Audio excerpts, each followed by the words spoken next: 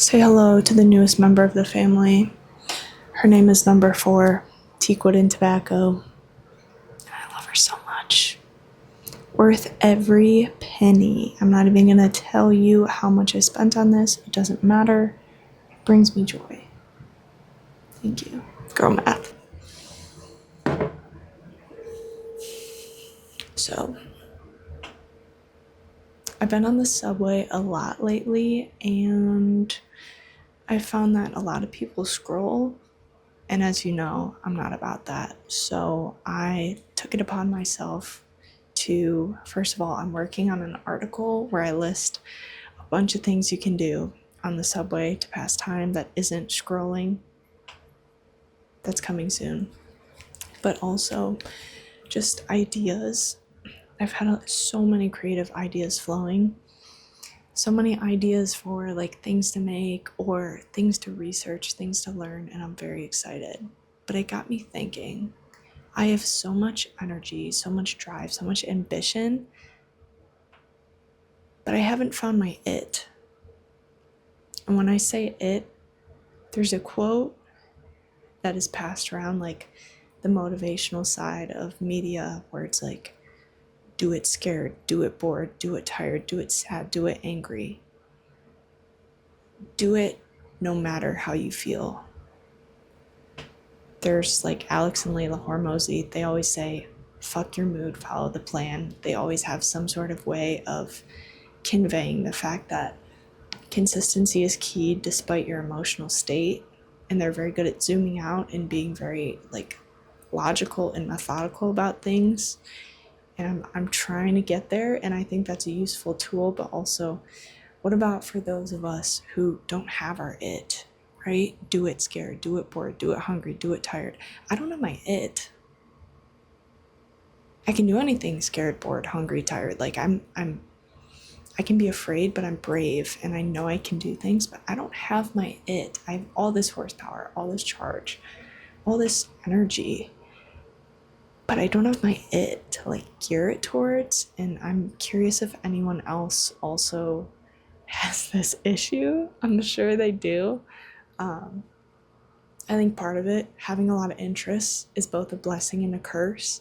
Having so much energy, so much light to give, and you're excited and you're like, oh, I can't wait to find my thing, especially if you're someone who loves podcasts, the self-help gurus, Jay Shetty, Andrew Huberman, Tim Ferriss, Mind Pump, like all these things that like people found their thing, right? And they roll with it and they go all in. And a lot of us have that, but we don't have our it. So I'm on a quest right now to find my it. And while I don't have an answer, and I don't think it's one size fits all, I have some ways in which I think will help bring me closer and might help you. So one of those ways, like I said before, just get comfortable being bored. I know it's hard, but put it down, get rid of it. Trust me, your older self will thank you. I cannot think of a single time. I can't think of a single fun night I had where I was just scrolling on my phone. I can't even think of a night I had where I was just scrolling on my phone because I wouldn't remember it because it's irrelevant. Your brain is a computer, babe. Your brain is a human file, right? You can only store so much data at once. The phone isn't gonna matter. Throw it away. Do without it. Bye-bye. Next, fail. Try things and fail. Fail. As Austin Butler says on the famous Subway Takes podcast, embarrassment is an underexplored emotion.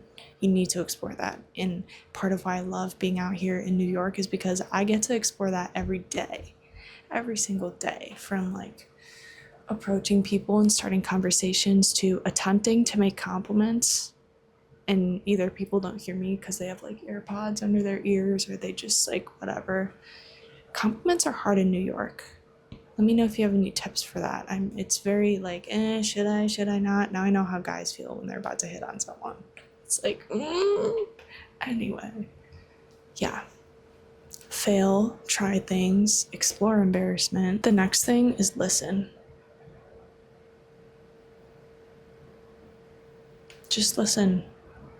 Whatever form that takes for you, whether that's meditation, whether that's prayer and really sitting with it, listening to worship music, listening to people in conversation, listening to the still waters of a park, the still waters of a stream in a park you love to go to. You need to listen and leave room for the space between thoughts, because that is when you pull from that cloud that we talk about, right? Wherever you can channel creativity from, whatever you call that, God, the universe, whatever, that is when you can really receive. And once you receive, I feel like almost like a thread is casted down and you can kind of like follow it up, up, up, up, up. I should draw that out. Anyway, yeah, listen and be still. The next way is to be flexible. And what I've found helps me do this is literally work on flexibility within my body. I feel like when I can stretch, I've been doing like a lot of yoga and stuff. And you can be fluid and like flow with your body. The same transfers to your nervous system and your energy, and it just like relieves tension in your body. Everything starts here. You can channel that energy through working like somatically with your body. And it's not woo-woo, it's science proven. There's so many articles. If someone in the comments wants to fight me, I'll send you some articles. It's a cool read. Yeah, but loosen up physically, mentally, emotionally. If you need to get that out in therapy or something, like take care of the baggage so you have space, so you have your filing cabinet has space, right? Take care of that. And also loosen up your schedule. Be flexible with your schedule, baby. I am just like you. I'm like, why is it too much to ask for an 8-hour morning routine before my 9 to 5? Is it too much to ask? Why do I need to sleep? Why can't I run my marathon, read my book, write my article, post my content, film again, get coffee, had time for prayer and med all before my workday? Is that too much to ask? That's how God wants it. That's how God wants it. Otherwise, I wouldn't feel that pull. One day, we're getting there. We're building. I'll get there. But yeah, be flexible. You don't need that stagnant, very strict morning routine every single day. Be open to missing the train. A few days ago, I missed my train. I had to hop on a different one. I met the coolest lady. I should have asked for her like number or email or something to be my mentor. This lady was so cool. She works in corporate, but I said, what's your like actual dream? Like, what do you actually want to do? And she's like, actually, I want to be a travel writer, but I'm 47. Like, I feel like it's too late. I'm like, look at me. I don't even know you. Look at me. It's not too late. Do you know how many people are in your position who are killing to have a disposable income, no responsibility, no husband, children, whatever, to be in your position? Take the wheel. So anyway, yeah. Be open to conversation. Be open to messing up. Think of the mess ups, the fuck ups, the failures as opportunities. Alchemize that, flip it, do a 180, and I promise it will propel you farther than you could ever imagine.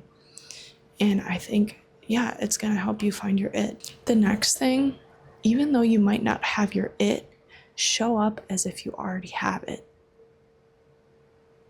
How can I phrase that? Does that even make sense?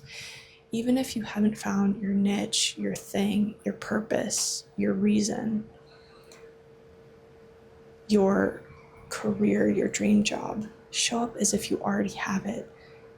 Okay, Gabby, if she's gonna help a lot of people and lead a lot of people certain places, how is she gonna show up every day? How is she gonna enter the office, the building? Is she gonna be on her phone like anxious and worrying, or is she gonna smile at people?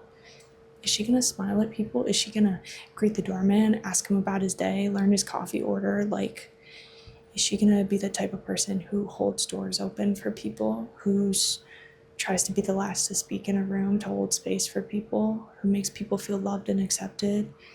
What is she gonna wear? Is she gonna wear baggy clothes and like stuff that like kind of fits and like is whatever? Or is she gonna wear stuff that, hang on. I'm gonna wear stuff like this, like stuff that's like cute and chic and she feels good in. She feels like she could rock the world in. So show up as if you already have your it, and that will further allow this thread to like cast down so you can catch it, and it gets you closer. And what I'm finding, this it thing, it's like a treasure hunt. It's a cool relationship with God that you sort of get to build where like there's a lot of trust involved and there's trial and error, and it's like chutes and ladders.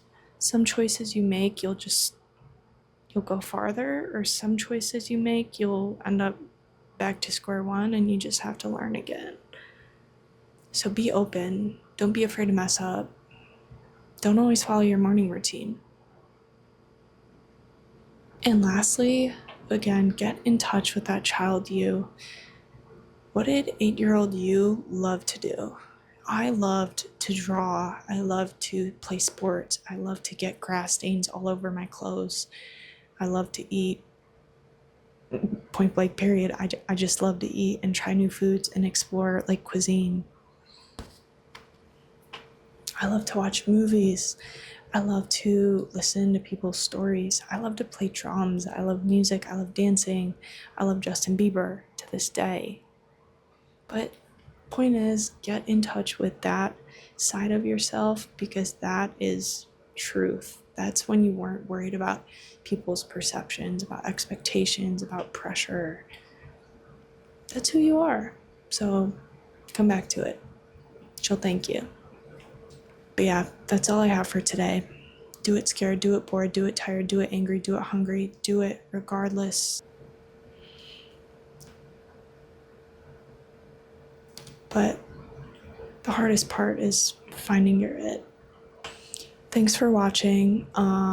Like and subscribe. I don't have Instagram or TikTok or any of that, but I do have a Substack if you want to subscribe. There's a few projects I'm working on, kind of finding my it. So if you want to join the ride, feel free, leave a comment if any of this resonated with you, or if you have advice for finding your it. Have a good day. Bye.